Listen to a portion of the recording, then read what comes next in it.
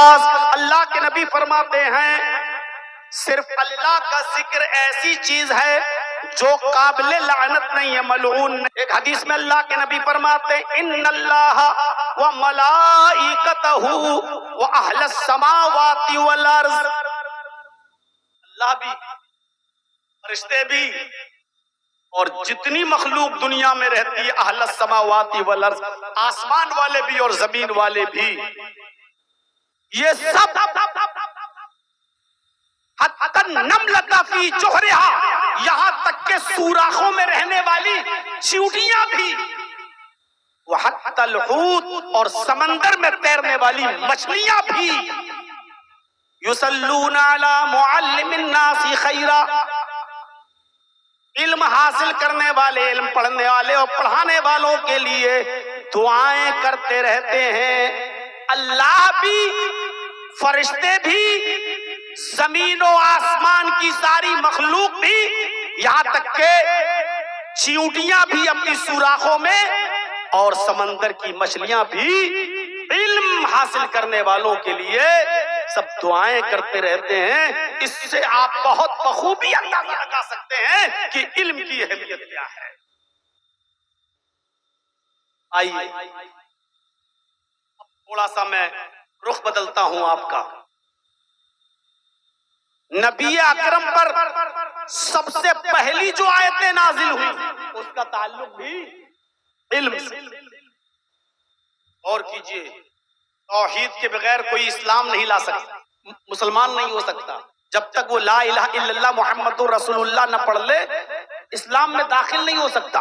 اور اسلام میں داخل ہونے کے بعد پہلی چیز اقام الصلاۃ، نماز قائم کرو، پھر ایتاء الزکاۃ، زکوٰۃ دو، پھر صوم رمضان، رمضان کے روزے رکھو، پھر والحج، حج کرو، خانہ کعبہ کی زیارت۔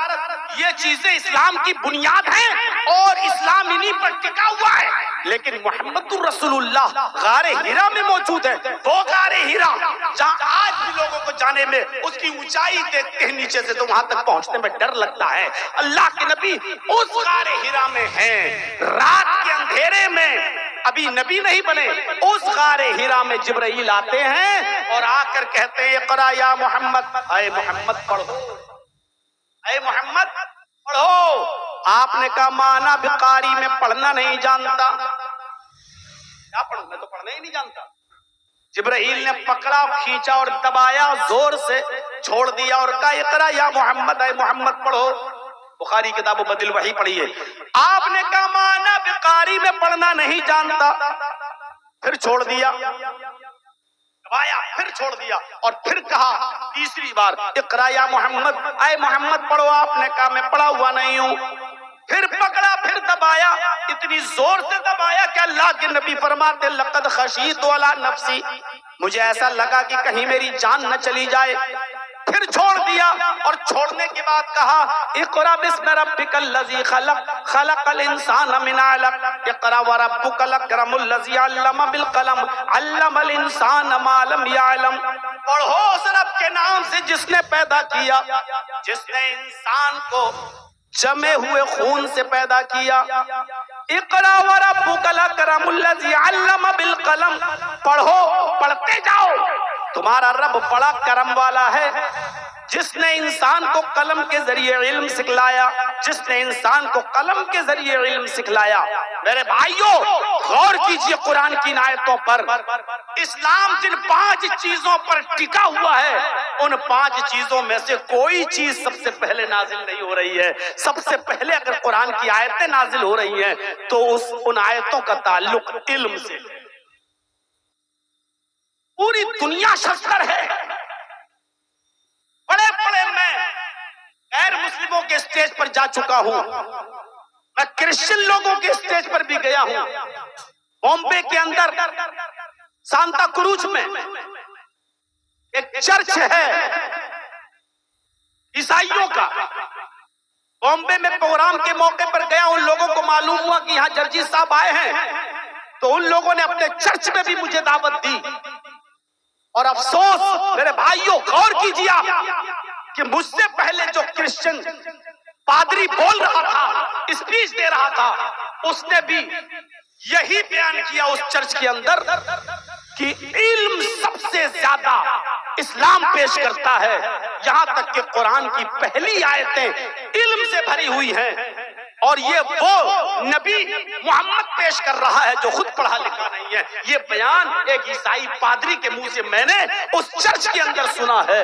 اور آپ، یہ اسلام کی بنیادی تعلیم ہے جو نماز کا حکم نہیں دے رہی ہے، روزے کا حکم نہیں دے رہی ہے، زکوٰۃ کی تعلیم نہیں دے رہی ہے، حج کے بارے میں نہیں بتا رہی ہے، جنت جہنم کے بارے میں نہیں بتا رہی ہے، پڑوسیوں کے حقوق، غیر مسلموں کے حقوق، جانوروں کے حقوق پر چرچا نہیں کر رہی ہے۔ سب سے پہلے حکم دے رہی ہے کہ پڑھو پڑھو، علم حاصل کرو۔ میرے بھائیوں، غیر مسلم سب سے زیادہ قرآن کی اس آیت کو پسند کرتے ہیں اور وہ اپنی تقریروں میں، اپنی اسپیچ میں پیش کرتے ہیں۔ حضرت ابھی تک آپ کا ہوا نہیں ہے، ان سے کہہ رہا ہوں ابھی تک ہوا نہیں ہے آپ کا، بہت لیفٹ ڈاؤن کرتے ہو آپ، تھوڑا تھوڑا نیچے کر لو بھائی، پیچھے بھی لوگ بیٹھے ہیں، نیچے کرو، چینل قطب مینار نہیں ہے، نیچے کرو، پیچھے بھی لوگ بیٹھے ہوئے ہیں۔ تو یہ علم ہے، وہ چاہتا تو سب سے پہلے لا الہ الا اللہ کی دعوت دے سکتا تھا، وہ چاہتا تو نماز کا حکم دے سکتا تھا، لیکن قرآن کی پہلی آیتیں جو غار حرا میں نازل ہو رہی ہیں وہ کیا کہہ رہی ہیں؟ پڑھو۔ اور کیا کہہ رہی ہیں؟ اس رب کے نام سے پڑھو جس نے پیدا کیا۔ اب جانتے تھے یہ دنیا کس نے پیدا کی، عرب کے جاہل بھی جانتے تھے یہ دنیا بنانے والا کون ہے۔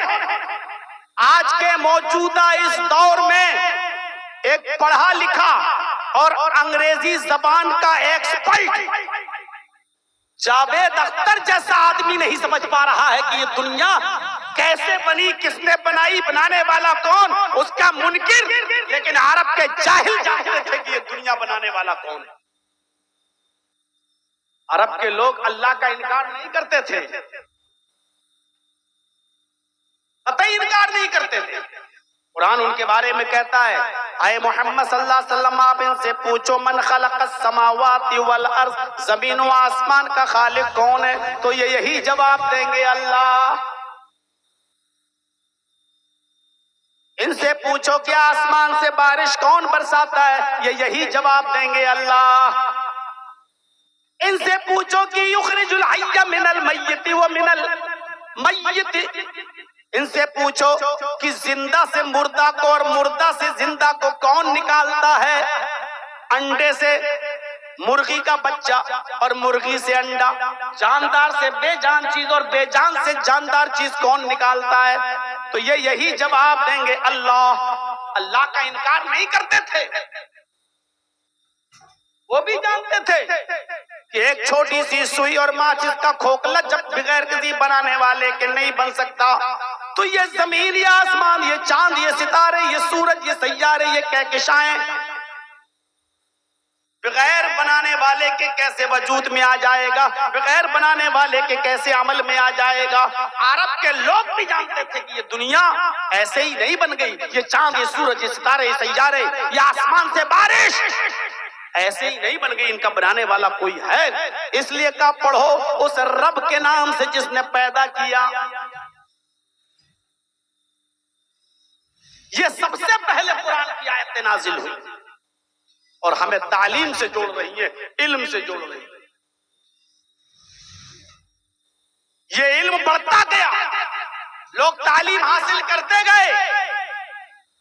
اب آگے کا مرحلہ دیکھیے، جنگ ہوتی ہے، جنگ بدر۔ اس جنگ بدر کے اندر 70 کافر مارے جاتے ہیں اور 70 ہی کافر قید کیے جاتے ہیں۔ اب میں رخ بدل رہا ہوں، دینی تعلیم کے بارے میں سن لیا، اب آئیے یہ دین ہی، یہی قرآن و حدیث ہمیں دنیاوی تعلیم کی طرف بھی موڑ رہا ہے۔ اس لیے یہ کہنا کہ صرف دینی تعلیم ہی کا حکم ہے قرآن میں، یہ غلط ہے۔ یہ کہنا کہ صرف اسلامی تعلیم کا حکم ہے قرآن و حدیث میں، یہ غلط ہے۔ میرے بھائیوں، آج بھی میں ایسے بہت سے مدرسوں کو جانتا ہوں، پورا ہندوستان گھومتا ہوں، بہت سے مدرسوں کو جانتا ہوں جہاں نہ انگلش پڑھائی جاتی ہے، نہ قرآن اور حدیث کے علاوہ کوئی چیز نہیں پڑھائی جاتی ہے، نہ ہندی ہے، نہ وہاں انگلش ہے، نہ میتھ ہے، کچھ نہیں ہے وہاں، صرف عربی کتابیں، اس کا ترجمہ، یہی پڑھایا جاتا ہے۔ پوچھا گیا آپ سلیبس چینج کیوں نہیں کرتے؟ تو کہا نہیں، دنیاوی تعلیم سے ہمیں کیا مطلب، یہ بچے پڑھ لکھ کر پھر دنیا کی طرف جائیں گے تو دین کی خدمت نہیں کریں گے۔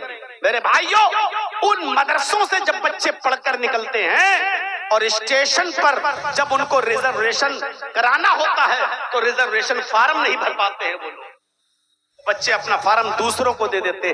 8 سال اور 10 سال مدرسے میں پڑھنے کے بعد بھی ریزرویشن فارم نہیں بھر پاتے، لوگ ان کو جاہل سمجھتے ہیں کہ مدرسے میں پڑھنے والے بچے جاہل ہیں۔ ہمارا نظریاتی اختلاف کسی سے ہو سکتا ہے، لیکن شمائل ندوی جیسے لوگ بھی موجود ہیں، تو مدرسے سے پڑھ کے نکلے، ندوہ کے فارغ ہیں، لیکن انگلش میں انہوں نے اپنے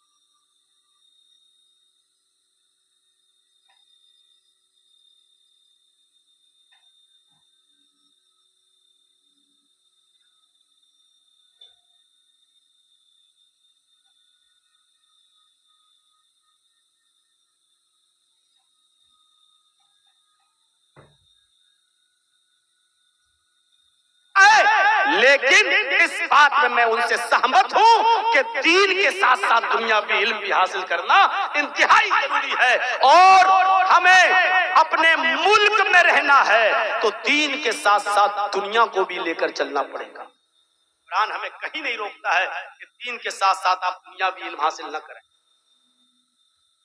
بلکہ اللہ نے فرمایا آخرت بھی مانگو اور دنیا بھی مانگو۔ یہ نہیں کہا، دنیا کو ملعون کہہ دیا لیکن یہ نہیں کہا کہ دنیا کو چھوڑ دو، بلکہ کہا کہ دنیا میں بھی بہت سی اچھی چیزیں ان کو لو، پکڑو، حاصل کرو۔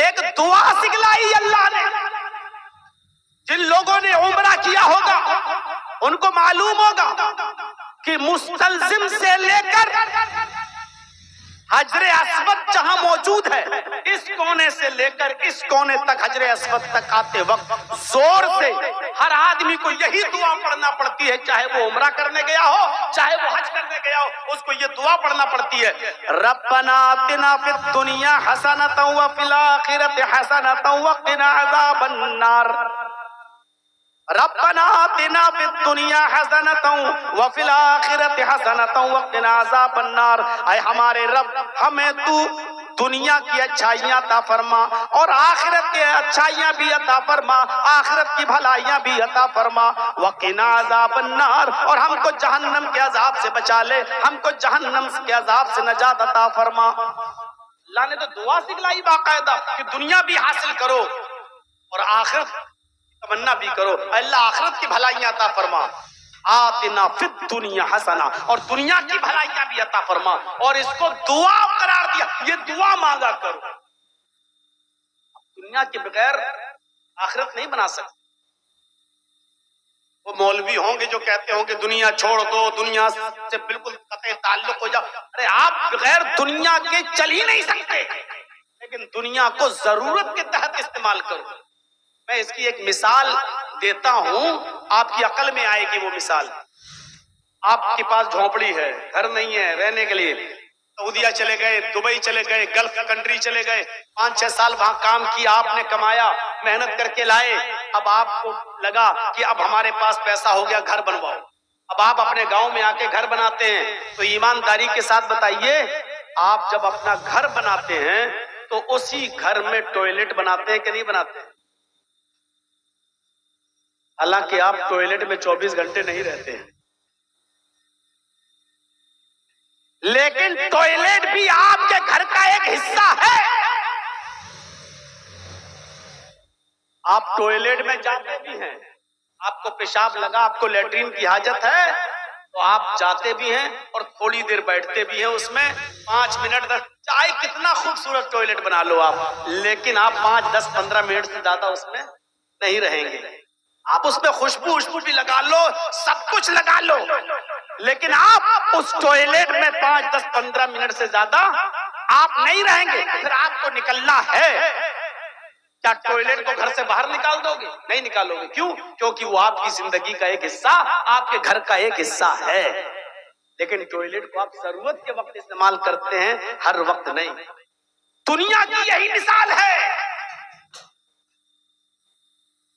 آپ جس طرح ٹوائلٹ کو نہیں نکال سکتے ہو، آپ دنیا سے قطع تعلق نہیں ہو سکتے ہو۔ جس طرح ضرورت کے تحت آپ کو ٹوائلٹ استعمال کرنا پڑتا ہے، اسی طریقے سے ضرورت کے تحت آپ کو دنیا کا استعمال کرنا پڑے گا۔ آپ کو اس کا استعمال کرنا پڑے گا۔ اب کوئی یہ کہے کہ دنیا چھوڑ دو، تو یہ بالکل ایسے ہی ہے کہ گھر میں ٹوائلٹ نہ بناؤ، ٹوائلٹ ہٹا دو۔ آپ نہیں ہٹا سکتے، بھلے ہی وہ آپ کی ضرورت کا حصہ 24 گھنٹے اس میں نہیں رہتے، اسی طریقے سے آپ کو بھی اس دنیا میں ہمیشہ نہیں رہنا ہے۔ ہمیں اور آپ کو آخرت کا سفر کرنا ہے، لیکن آخرت میں اپنا گھر بنانے کے لیے اسی دنیا میں بھیجا گیا ہے۔ اس دنیا کو ہمیں استعمال کرنا پڑے گا، طوعاً او کرہاً، چاہے خوشی سے استعمال کرو اور چاہے آپ بددلی سے استعمال کرو، لیکن استعمال کرنا پڑے گا۔ میرے بھائیوں سنیے، یہ دعا سکھلائی اللہ تبارک و تعالیٰ نے اصول دنیا کی کہ دنیا میں جو اچھائیاں ان کو حاصل کرو۔ جنگ بدر ہوتی ہے، 70 کافر مارے جاتے ہیں اور 70 قید کر لیے جاتے ہیں۔ آپ نے ان کافروں کو جو قید کیے گئے مارا نہیں، ان کو قتل نہیں کیا۔ اسلام سے پہلے جتنے بھی مذہب اس دنیا میں موجود تھے، جب کوئی قیدی جنگ میں پکڑا جاتا تھا تو ان قیدیوں کو، ان اسیروں کو مار ڈالا جاتا تھا، ان کو قتل کر دیا جاتا تھا۔ محمد رسول اللہ نے انسانیت کا سبق سکھایا۔ آپ نے فرمایا جو قیدی جنگ میں پکڑے جائیں ان کے ساتھ اچھا سلوک کرو، ان کو کھلاؤ پلاؤ اور جرمانہ لے کر، مال فدیہ لے کر ان کو چھوڑ دیا کرو۔ یہ صرف اسلام کی تعلیم ہے، صرف اسلام کی تعلیم۔ اس سے پہلے کسی مذہب کی یہ تعلیم نہیں تھی۔ غلام بنایا جاتا تھا انسانوں کو، غلام۔ محمد رسول اللہ سے پہلے لوگوں کو غلام بنایا جاتا تھا اور ان کے ساتھ برا سلوک کیا جاتا تھا۔ ہمارے ہندو بھائیوں کے اندر بھی غلاموں کو ساتھ برا سلوک، یہاں تک کہ صرف برہمنوں کو، اونچی ذاتی والوں کو ایک فوقیت، سریشٹھا درجہ دیا گیا، اور برہمنوں کے علاوہ جتنی بھی قومیں ہیں وہ سب نیچی قوم ہیں۔ اور ان تمام لوگوں کے لیے آج بھی منوسمرتی میں لکھا ہوا ہے کہ یہ سب برہمنوں کی خدمت کے لیے پیدا ہوئی ہیں، یہ صرف برہمنوں کی سیوا کے لیے پیدا ہوئی ہیں۔ آج بھی منوسمرتی کے اسی آدھار پر دیش کی راشٹرپتی دروپدی مرمو جیسی دلت عورت کو آج تک رام مندر کا درشن کرنے کی پرمیشن نہیں دی گئی۔ صاف طور پہ لکھا ہے کہ دلت یہ برہمنوں کی سیوا کرنے کے لیے پیدا ہوئے ہیں۔ یہ اسلام جب آیا تو محمد رسول اللہ صلی اللہ علیہ وسلم نے غلامی کو ختم کیا۔ آپ نے ایسی سزائیں متعین کی کہ ان سزاؤں میں غلام کو آزاد کرنے کا طریقہ بھی بتایا۔ اسی طریقے سے لوگ غلامی سے آزادی پائیں۔ مثلا روزے کی حالت میں اگر کوئی شخص اپنی بیوی سے ہم بستری کر لے، روزے کی حالت میں اگر اپنی بیوی سے ہم بستری کر لے تو اس کی سزا اسلام نے یہ بتائی کہ وہ روزہ تو اس کا ٹوٹ گیا، وہ روزہ اس کو پورا کرنا ہی پڑے گا، لیکن اس کے علاوہ اب اس کے لیے 3 سزائیں اور متعین کی۔ ان 3 سزاؤں میں پہلی سزا یہ بتائی کہ وہ ایک غلام آزاد کرے۔ دیکھ رہے ہیں، تاکہ اس جرم کو جو اس نے کیا ہے، اس کی سزا جب بھگتے گا، ایک غلام آزاد کرے گا تو کم سے کم ایک غلام کو تو آزادی ملے گی، ایک آدمی تو انسانوں کی غلامی سے چھوٹے گا۔ یا اسی طریقے سے کوئی شخص اپنی بیوی سے کہہ دے انت علی کظہر امی، تو مجھ پر میری ماں کی طرح حرام ہو گئی، جا آج کے بعد میں تجھے ہاتھ نہیں لگاؤں گا۔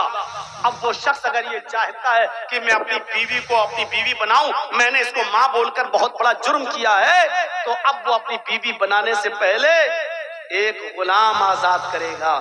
یہ غلام کو آزاد کرنے کی شروعات اسلام نے بتائی ہے، ایسی ایسی سزائیں متعین کی ہیں کہ ان سزاؤں میں غلام کو آزاد کرنا۔ جب 70 قیدی گرفتار کیے گئے تو اللہ کے نبی نے فرمایا ہم ان کو چھوڑنے کے لیے تیار ہیں، جرمانہ دو، مال فدیہ دو اور لے جاؤ، مال فدیہ دو اور لے جاؤ۔ بہت سے لوگ اپنے اپنے رشتہ داروں کو چھڑا لائے، اتنا مال دیا، چلو لے جاؤ۔